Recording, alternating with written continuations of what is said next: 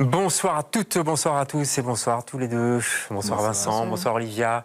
On est ravis de vous avoir. Vincent Henbick, Olivia Arquet, je prononce bien. Oui. Ça va. Vous êtes en ce moment avec Antoine Flippot sur la scène du Théâtre National pour un spectacle qui est comme un jeu de dés. Parce que la vie finalement est un jeu de dés, peut-être on va en parler en tout cas dans cette émission. Avant de parler de ce spectacle, 3 petites questions, si vous voulez bien. C'est une tradition dans ces émissions, vous répondez un peu du tac au tac. Si vous étiez Vincent, un sentiment, vous seriez quoi? J'adorerais être l'empathie. Ah, vous n'êtes pas empathique donc? Ah si, mais j'aimerais l'être encore plus. Encore plus. On l'est jamais assez peut-être. Ouais. Ouais. Moi, je crois que vous l'êtes un peu quand même. Sinon, vous ne feriez pas ce que vous faites. Et vous, un sentiment? Moi, je dirais la colère. Ah ouais? Ah oui, j'aimerais bien pouvoir être plus souvent en colère, affirmer plus de choses. Ouais. Contre qui? Contre quoi? Oh, des situations dans lesquelles on se retrouve parfois et où on se laisse marcher dessus et où parfois je me dis mais pourquoi je n'ai pas eu la force de... Ouais, à ce moment-là, quoi. Ouais, d'accord. Si vous étiez un souvenir d'enfance? Ah, ma grand-mère qui me lit des histoires. D'accord. Donc déjà un petit peu le théâtre qui commençait à mûrir, non? Oui, c'est sûr. J'imagine. Ouais. Hein, déjà ouais. tout petit, ouais. Et vous? Moi, c'est plus les week-ends avec ma mère et mes sœurs où elles me faisaient des tresses. Ouais. On regardait MTV. Ah ouais. Et on Ah oui, c'était regardait l'époque les MTV. parades et tout. C'était trop bien. Et on chantait, on dansait tout le week-end. Et notre père n'était pas là. C'était la fête. Je crois que ça n'existe plus, MTV, j'ai l'impression. Je crois qu'ils ont sais pas. arrêté. C'était le gros M là, avec TV Oui, en dessous. Ouais. Toute une époque, évidemment. Et si vous étiez un endroit sur la Terre? L'Islande. Ah ouais. Ouais, C'est un peu froid là, non? Non, c'est merveilleux. Bon, d'accord, on va pas développer, mais pourrait. Mais oui, je crois que c'est très très beau. Et vous? Les Comores. Les Comores. Ouais. On a vécu là-bas quand j'étais petite et c'est vraiment un endroit... avec le regard d'enfant, c'était un endroit paradisiaque, quoi. C'était les plages blanches, la mer transparente, et on passait nos vies à la plage. Ouais, c'est pas l'Islande, hein? Non, c'est pas l'Islande. Allez, en tout cas, vous êtes sur la scène du Théâtre National en ce moment et vous êtes les invités de LCR ce soir.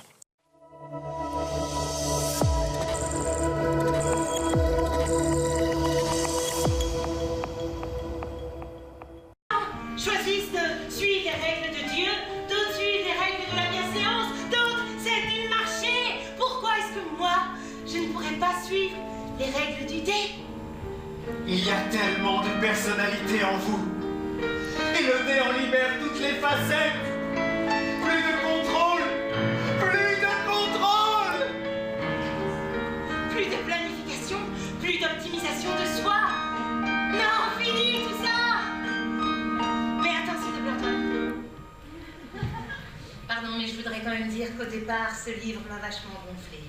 C'est vrai, je me suis dit, voilà, encore un vieux mâle alpha, bien blanc avec plein de privilèges, qui tout d'un coup se découvre une petite crise existentielle, il décide de tout plaquer.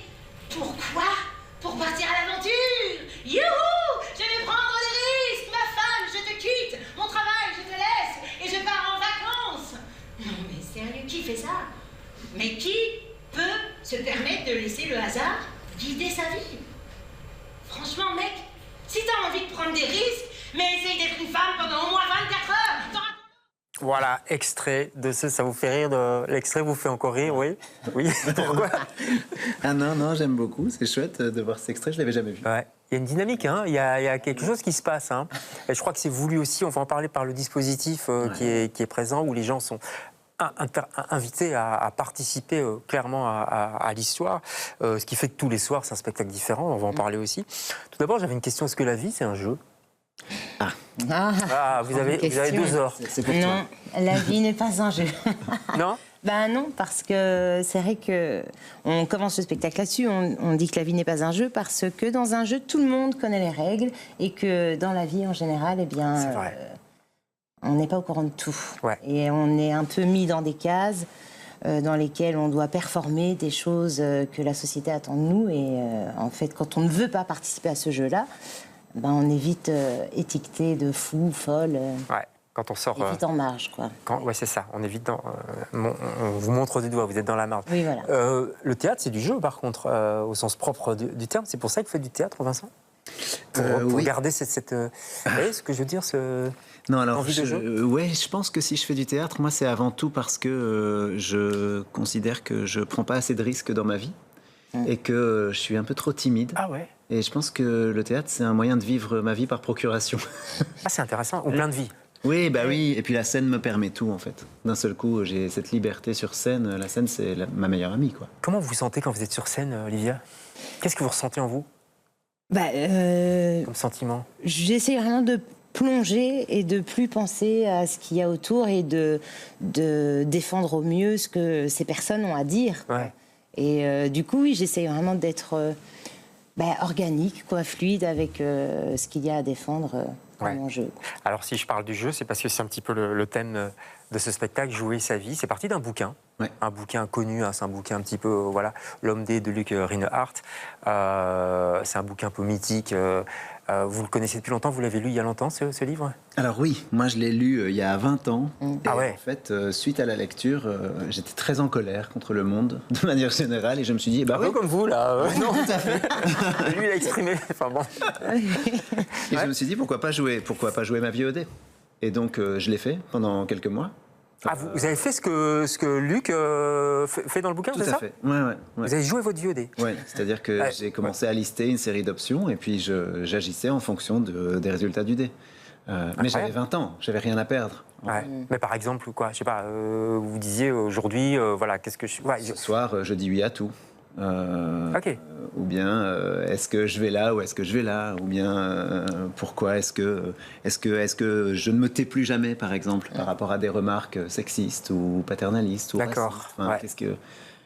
C'est fascinant, non, ce qu'il raconte? Ah bah oui, c'est complètement fascinant. Moi, c'est une savoir le expérience faire. qui... Ah bah c'est clair. C'est une expérience, je me dis... Allez, sur certains aspects de ma vie, je me dis, ah ouais, j'aurais bien joué au dé. Ouais. Mais c'est vrai que d'avoir poussé l'expérience sur une certaine période comme ça, je trouve ça audacieux. En plus, c'est un peu le hasard qui prend le pouvoir. Qu'est-ce que je veux dire? Alors, c'est le hasard qui prend le pouvoir, mais en même temps, c'est nous qui écrivons les listes. Ouais. Donc, oui, ce il y a déjà qu'on une base, propose au ouais, c'est ça. hasard, c'est nous qui l'écrivons. Donc, quelque part, le roman nous propose de mettre en 5 et 6 des options plus risquées. Ouais. Et c'est celle-là que je préfère, évidemment. Ah bah ça, Tiens, qu'est-ce qui se passe si je mets... Qu'est-ce que je mets comme option risquée? Oui, Donc, non, quelque c'est part, clair. J'ai envie que ça tombe. c'est pas entre une soupe de tomates et une soupe de carottes, quoi. Je veux dire, Oui, ça peut l'être, mais c'est un disons, peu au plus début, loin, quoi. Ouais, c'est ça. C'est aussi savoir jusqu'où on peut aller dans la vie, non? C'est repousser ses limites, Ouais, j'ai tout à fait. l'impression. Tout à fait. Après, ce qui m'a vraiment interrogé, c'est que je m'étais toujours dit que ce serait mon 10e spectacle. Et qu'un jour, j'aurais les moyens de mettre en place quelque chose qui soit vraiment immersif et qui réponde aussi un peu au concept de base. J'avais écrit à l'auteur à l'époque en lui disant, tiens, si jamais je faisais un spectacle, est-ce que ce serait intéressant? Il m'avait répondu dans l'heure en me disant, super, mais surtout, faites pas quelque chose de convenu. Puis je m'étais dit, ouais, mais en fait, je sais pas comment on fait et tout ça. Ouais.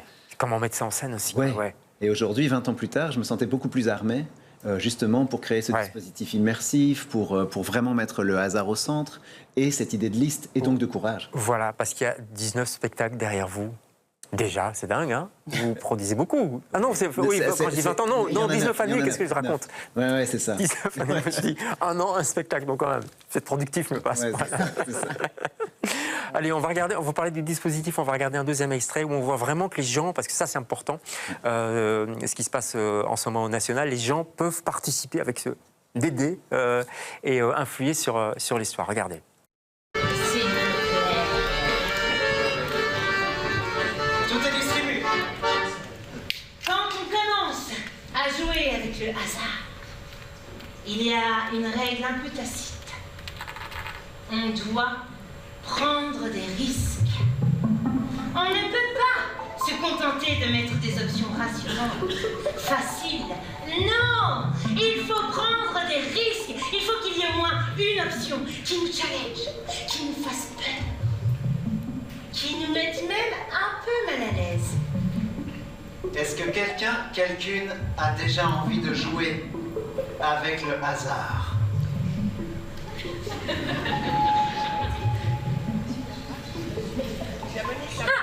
Monsieur? Ah, bien. Monique? Ah, il y a des gens qui lèvent la main quand même, mais ils sont un peu intimidés, non? J'ai l'impression. Ouais, alors ça c'est le tout Faut début se lancer, du quoi. spectacle. Au début, il faut se lancer, mais en fait, très vite, tout le public prend vraiment, on va dire, est pris par le jeu. Oui, c'est ça. Accepte les règles. Vous les prévenez à l'avance ou En fait, le public a un boîtier, un dé. Ouais. Donc, on lance le dé et puis on donne le résultat du dé sur le boîtier. Mais le public peut aussi prendre un peu plus de risques. Si on veut prendre un peu plus de risques, alors c'est Monique. Et donc, on reçoit un petit autocollant qui nous indique, tiens, quelle personne veut prendre un peu plus de risques, et on peut l'inclure vraiment plus facilement dans l'histoire. D'accord. Et ces personnes montent sur scène, enfin, c'est pas une scène, vous êtes vraiment au milieu des gens, hein, c'est ça qui est génial. Mais elles viennent vraiment, les personnes peuvent venir, parce qu'il y a des gens qui n'aiment pas au théâtre. Bah, il y a cette possibilité, quoi. Ouais. La porte est ouverte à ce que tout d'un coup, elles puissent devenir, qu'elles aient un petit rôle. En tout cas, elles jouent. Ça, c'est sûr qu'elles ont un rôle et qu'elles jouent. Mais qu'elles montent sur scène, ça dépend de à quel point elles ont envie de se challenger elles-mêmes, quoi. Oui, si on veut être passif, tranquille. Ah, on peut tout à fait. Non, parce qu'il y a des gens qui n'aiment pas ça. Moi, je ne veux pas prendre de risques, et alors on ne fait rien du tout. Oui, je comprends tout à fait. Du coup, je me disais, comment vous avez répété avant qu'il y ait le public? Comment ça se passe par rapport au texte, etc. Puisque ça change selon le dé, donc c'est un truc de fou quand même. Ouais, ça a été très compliqué, j'avoue, à écrire. Mais j'ai écrit avec un programme qui me permettait d'avancer avec des cases en arborescence. D'accord. Donc, c'est-à-dire que j'ai partagé un espèce de schéma. Comme un arbre généalogique à l'envers, quoi. Enfin, ouais. Donc, il disait, donc, si la décision c'est ça, alors ensuite on va là-dessus, on passe sur ça. Ouais, d'accord, mais Olivia, pour étudier le texte, enfin, je sais pas. C'est tentaculaire, en fait, c'est vraiment tentaculaire. Du coup, l'idée, c'était. En fait, faut tout étudier. Voilà. Faut tout étudier, et puis après retenir les liens, surtout se dire ah oui, donc si ce chemin passe par là, je vais sur ce texte et ce texte. Enfin, donc c'est tentaculaire, mais bon, après, je pense, c'est ça qui est aussi, c'est que d'office, il y a tous les soirs, il y a un moment donné où on va se dire c'est quoi qui suit? Ah oui, il va y avoir un petit blanc. Il y a tout le temps des moments où on est là, c'est quoi la suite? Et alors, je voudrais qu'on dise un mot d'Antoine Flippot, qui est la troisième personne qui est sur scène, qui est un musicien qui s'adapte à l'ambiance, en fait. C'est incroyable. Oui, alors lui, c'est un compositeur incroyable, parce qu'aussi, lui, il a dû écrire sa musique aussi en arborescence. Et ça, c'était très difficile aussi pour lui. Parce que du coup, pour créer le thème principal de la pièce, il fallait aussi s'adapter en fonction de... Tiens, on passe dans une scène qui est un peu plus thriller, ou alors une scène qui est beaucoup plus légère, une autre qui est un peu plus sur l'érotisme ou ce genre de choses. Ouais. Enfin, et d'un seul coup, lui, il navigue entre tout ça. Il y a quand même un fil conducteur, il y a un personnage ou des personnages qu'on suit ou pas dans ce spectacle. Oui.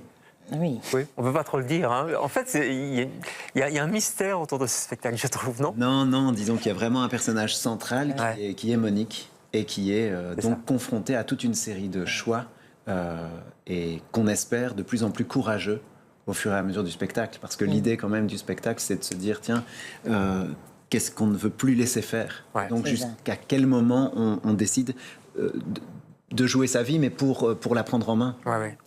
C'est marrant parce que vous parlez de la colère tout à l'heure, Olivia, c'est un peu ça, hein, en disant je veux pouvoir dire que je suis en colère, je veux avancer. Oui, bien sûr, et c'est vrai que du coup, il y a une Monique, mais c'est vrai que tout le public est un peu invité à s'identifier à Monique et à son parcours et aux situations dans lesquelles elle se retrouve et aux choix qu'elle fait, et se dire de susciter un peu ce challenge et ce courage d'oser dire et faire ce qu'on n'a pas l'habitude de faire. Et peut-être que les gens qui rentrent chez eux le soir en quittant le National vont chercher un dé et puis ils vont décider de jouer leur vie au dé. C'est même mieux que ça, on leur offre à la fin de la représentation. Oh, mais alors, que demander de plus? Donc il y a des gens qui vont partir dans tous les sens. Peut-être, ça se trouve, il va y avoir un chaos. Bon, le chaos là déjà, donc il y aura peut-être un chaos un peu plus sympathique, on va dire. Les coups de cœur. Vous avez un coup de cœur, vous, c'est Léonard Amiano, évidemment. Léonard Amiano, pour Afropean Soul. Pourquoi celui-là?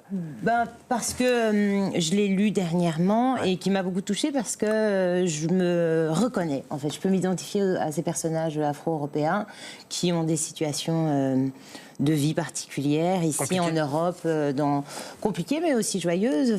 Et du coup, oui, je peux m'identifier à ces personnages et c'est assez rare dans la littérature en général. Donc oui, tous les récits, les vécus dont elle parle m'ont beaucoup touchée. Et puis il faut l'écouter parler en interview. Et puis elle a une écriture incroyable. Elle est extraordinaire et ses livres sont magnifiques.